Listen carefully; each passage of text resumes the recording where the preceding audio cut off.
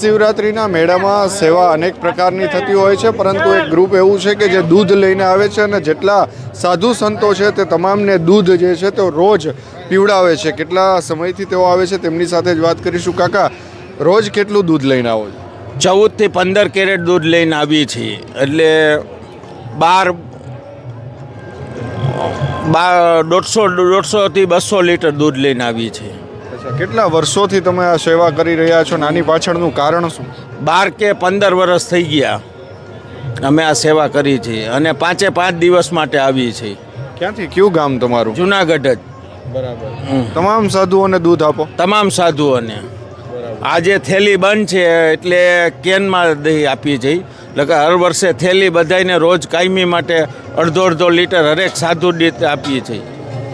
આની પાછળનું કારણ શું, આ સેવા પાછળનું? બસ ખાલી અંદરથી ઉગી આવેલ છે એટલે.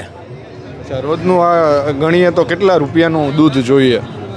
અત્યારે એપ્રોક્સિમેટલી 7 થી 8 હજાર રૂપિયાનું દૂધ થાય છે રોજ. અને છેલ્લા 14 વર્ષથી તમે કન્ટિન્યુ? હા, 12 થી 15 વર્ષ થઈ ગયા. બરાબર. કેટલા લોકો તમારી સાથે હોય? હું છું, ભાઈ પ્રફુલભાઈ છે, આ વિશાલભાઈ છે, આ ભાઈ છે, આ બાપુ છે, આ અર્જણ છે, પ્રફુલભાઈ છે, ઓલો લાલો છે. આ અમારો સૌથી નાનામાં નાનો કાર્યકર છે. આવો વિચાર ક્યાંથી આવ્યો દૂધ શિવરાત્રિના મેળામાં તમામ સાધુઓને પીવડાવવાનો?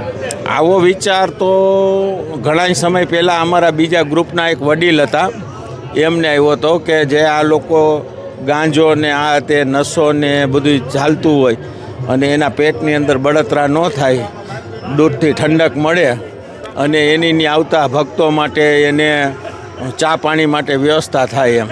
શું નામ તમારું? પંકજભાઈ.